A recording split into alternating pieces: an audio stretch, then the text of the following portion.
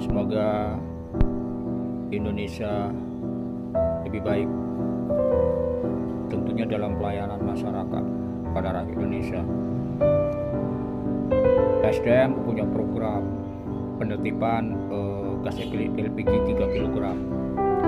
Pada misinya baik, cuma pelaksanaannya yang kurang tepat. Karena apa? Dalam pelaksanaan itu ada namanya pra-perencanaan, ya. Tidak langsung ditertibkan begitu saja, begitu diaplikasikan di lapangan. Harusnya disosialisasikan dulu pada masyarakat, gitu ya, Pak Menteri ya.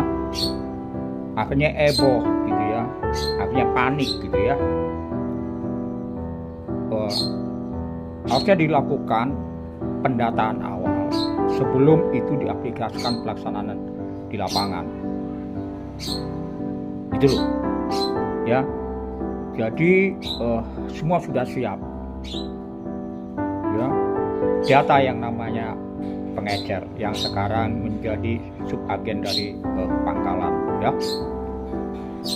Prinsipnya tujuannya baik dalam rangka memutus mata rantai mafia-mafia yang menyalahgunakan gas LPG 3 kg itu. Namun Anda juga sepertinya tidak koordinasi dengan Pak Presiden. Saya paham, kami paham,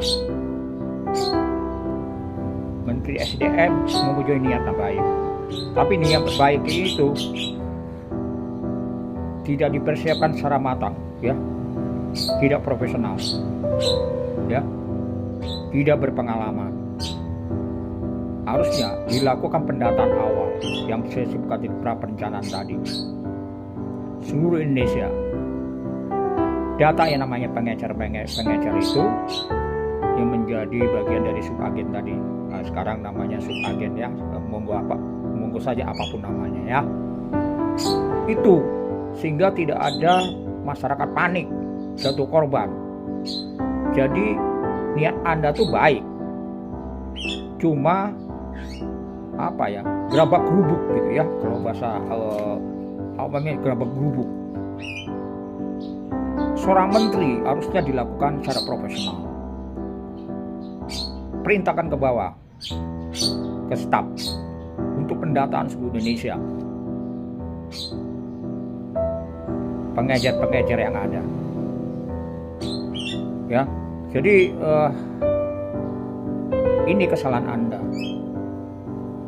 Anda melakukan kebijakan tergesa-gesa, tidak melakukan sosialisasi pada masyarakat. Kemudian para pengecer, pendataan pengecer itu penting, ya, untuk agar tujuannya agar gampang dikendalikan, akan dimonitor. Kalau mereka melakukan tarif harga secara ugal-ugalan yang melanggar ketentuan dari Kementerian SDM, gitu ya. Jadi tidak lagi harganya tuh mahal di masyarakat, tapi semua bisa dikendalikan, dikontrol oleh pemerintah. Ya, jadi niat Anda baik, cuma pola kerjanya yang kurang tepat, gitu ya. Tolong ya, kebijakan mungkin semua menteri lah, ya, kalau kebijakan untuk kepentingan rakyat, perencanaan itu dilakukan, ya, pendataan awal, ya, itu loh, itu dilakukan penting, gitu ya. Jangan langsung diterapkan, wah, akhirnya bingung, akhirnya timbul kisruh, bahkan ada yang korban masyarakat, ini ya.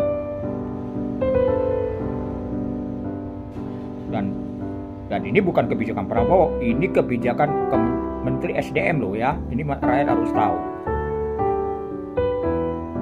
Ini akibat Menteri SDM tidak koordinasi dengan Pak Presiden, ya. Harus semua menteri itu harus koordinasi dengan Presiden, ya.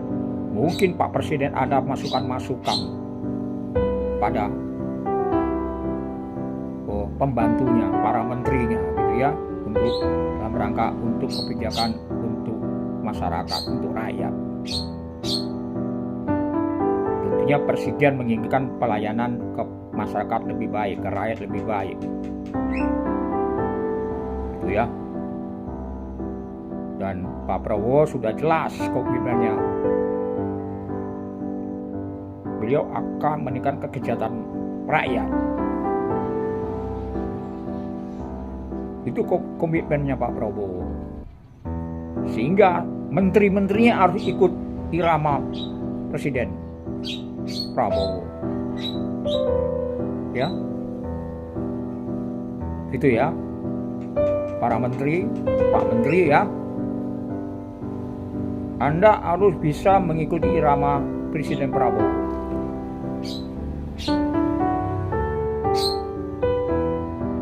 Ingat amanah Undang-Undang Dasar 45 pasal 33 sudah jelas itu.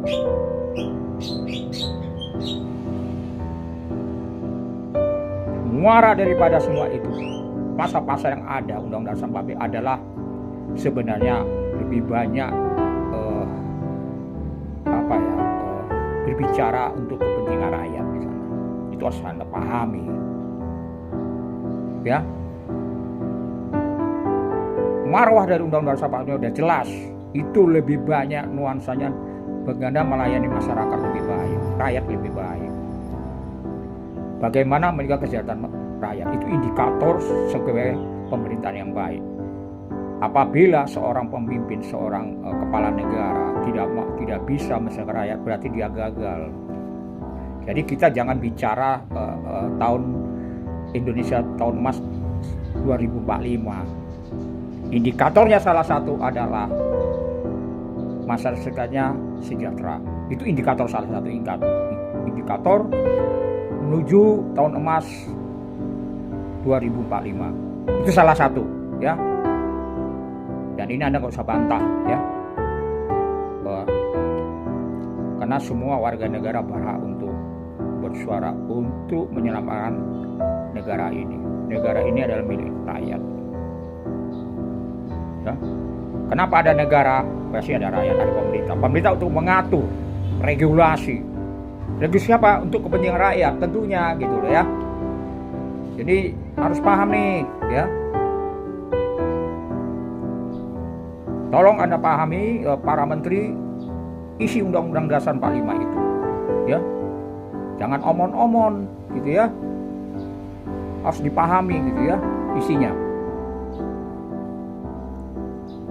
Ya. Jadi Bapak, Ibu semua yang duduk di dalam penyelenggara negara itu adalah pintu gerbang keluarnya itu adalah bagaimana melayani masyarakat dengan baik, dengan rakyat dengan baik. Bagaimana dengan pembukaan Undang Dasar 45 sudah jelas ya. Bukan diucapkan di bibir, hanya mohon maaf sekedar isapan jempol, tapi nggak direalisasikan dalam pelaksanaan program peningkatan kesejahteraan rakyat ya, keadilan sosial. Apalagi negara kita adalah negara berdasarkan hukum, bukan berdasarkan kekuasaan. Itu harus dipahami ya. Ya. Ini harus dipahami. Sudahlah. Kesalahan masa lalu kita harus kembali kepada merujuk pada amanat dari Undang-Undang Dasar 45. Saya kira itu ya. Terima kasih. Semoga kita Indonesia lebih sejahtera. Selamat pagi.